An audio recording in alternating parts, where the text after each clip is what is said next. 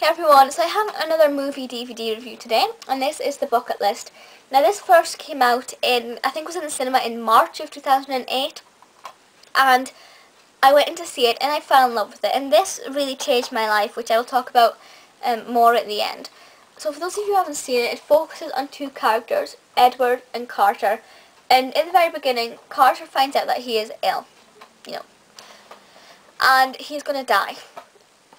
So he goes to hospital and his health is slowly deteriorating. Not in an incredibly dramatic way, it's not as if he has a week left to live, but he is, his normal life has been totally ruined, and, he knows that this is it.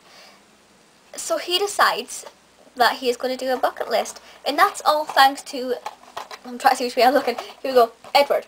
And Edward is dying as well, but he's a very bitter man. He's not trying to live life the best he can for his last few moments. He's cutting off all his ties with everybody. He's just not bothered.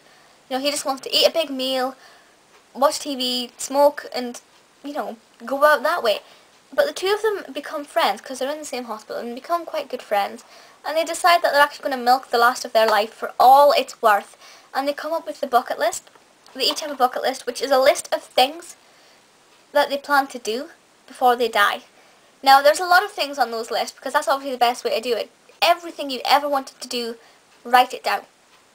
And then they plan on doing it all before, one of them, as the saying goes, kicks the bucket, which is kind of morbid saying, but that's where the name of the bucket list comes from. And it's such a beautiful scene. They go through all these really nice little adventures where they're visiting places they long to visit, because Edward is stinking rich, so he has the money and the facilities to do whatever the hell he wants. And obviously Carter gets to join the ride, sort of thing. And they get to visit all these places where they long to visit, and Edward gets to say things to people that he really, apologise and rebuild relationships with people who'd perhaps been a little bit mean to in the past. And there are really positive moments, and you think, oh, that's nice. Or they'll go to a foreign country and you'll think, wow, I'd like to go there, that's nice. And in the back of your mind, you kind of forget why they're doing this. You forget why they've got a bucket list. They're not just going on an adventure holiday. This is their last chance to do things that they want to do. And when the reality hits it, I'm getting all emotional, crikey. When the reality hits it at the very end, I'm not going to tell you how it ends. But when the reality hits it at the very end, it's kind of like, oh, I forgot that's what was going on there. And I mean, you don't forget completely, but you sort of don't concentrate on the fact that this is their last few weeks, months, whatever, being alive. And when it concludes at the end, it's sort of like, that's horrible. I'm crying out loud. I actually did come out of the cinema crying, as did pretty much everybody else.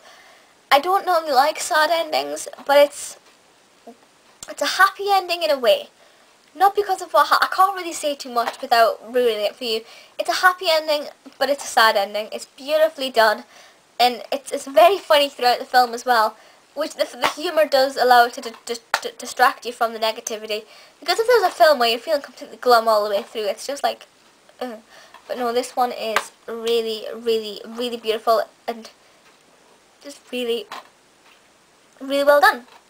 The main cast there, you have Jack Nicholson as Edward and Morgan Freeman as Carter. I can't actually remember why I went to see this initially. Normally there's something about a movie which makes me gonna go and see it.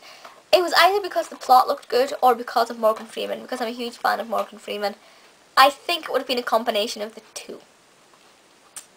But it's absolutely, it's sensational. It's really emotional, really overwhelming, but at the same time really funny. And it's really hard when you're watching it to deal with these emotions, because you're crying with laughter 1 minute, and then you're crying tears of sorrow the next, and your head is like bouncing.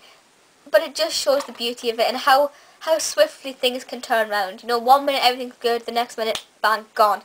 And, the happiness is just over. And then it'll come back again, because there'll be a little bit of positivity. And then it'll go, and then it'll be back. And it's like, what's going on?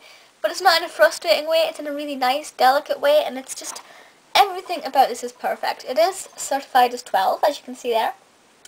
And I think that's mainly because, well, the language is alright. Let's see what the reason's given, actually. Contains one use of strong language and moderate sex references. I don't really think it's that bad, to be honest. I mean, it's not a PG, so they have to label it 12. But I mean, it's not bad. But and it is absolutely beautiful. Please feel free to leave comments on this or any requests and things, but that's it for just now, so I'll see you all next time. Bye!